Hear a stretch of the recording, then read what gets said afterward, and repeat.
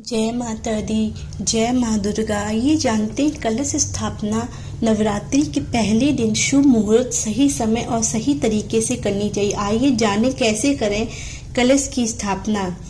कलश स्थापना के लिए आवश्यक सामग्री जान लीजिए। सामग्री के लिए जौ बोने के लिए मिट्टी का पात्र, साफ मिट्टी का एक छोटा घड़ा, कलश को ढकने के लिए मिट्टी का एक ढक्कन, गंगा जल, सुपारी, 1 या 2 रुपए का सिक्का, आम की पत्तियां, अक्षत, कच्चे चावल, मौली, कलावा, रक्षासूत्र, जौ, इत्र, फूल और फल, माला, नारियल, लाल कपड़ा, लाल चुन्नी, दूर्वा घास।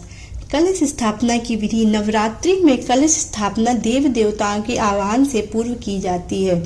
कलश स्थापना करने से पूर्व आपको कलश को तैयार करना होगा, जिसकी संपूर्ण विधि इस प्रकार है। सबसे पहले मिट्टी के बड़े पात्र में थोड़ी सी मिट्टी डालें और उसमें ज्वारे के बीज डाल दें।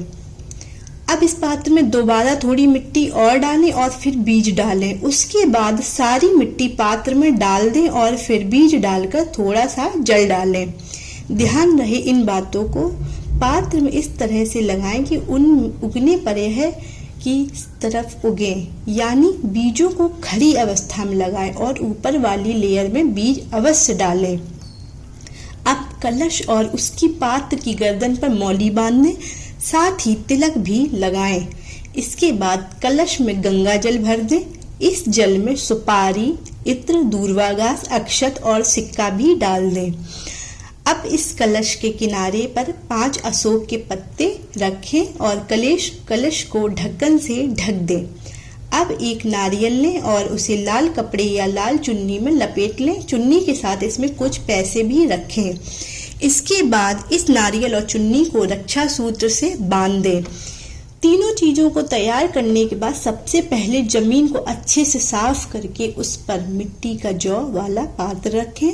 उसके ऊपर मिट्टी का कलश रखें और फिर कलश के ढक्कन पर नारियल रख दें।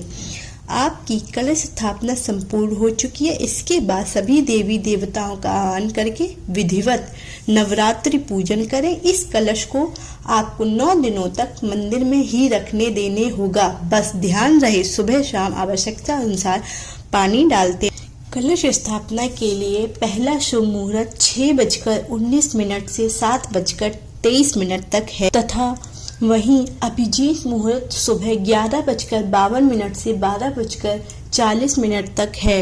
इस तरह से मान्यता है कि नवरात्रि के दौरान माँ दुर्गा की पूजा करने से माता रानी की कृपा बरसती है। माता की आराधना करने के लिए कुछ भक्त 9 दिनों तक भक्ति भाव से व्रत का पालन करते हैं। कुछ भक्त फलाहार व्रत करते हैं तो कुछ भक्त निर्जला व्रत करते हैं। से देवी माँ 9 दिनों तक घरों में विराजमान रहकर भक्तों पर अपनी कृपा बरसाती हैं। नवरात्रि में पहले दिन से लेकर अंतिम दिन तक माँ भगवती को उनका मनपसंद भोग चढ़ाया जाता है। माता को अलग अलग तरह के पकवानों का भोग लगाया जाता है। आप माता को प्रसाद में लड्डू का भोग लगा सकते हैं। लड्डू बनाने के लिए यह बादाम, पिस्ता, घी, गुड़ की आवश्यकता पड़ती है। इन्हें बहुत ही कम समय में बना सकते हैं। ये माता को अति प्रिय है। जय माता दी।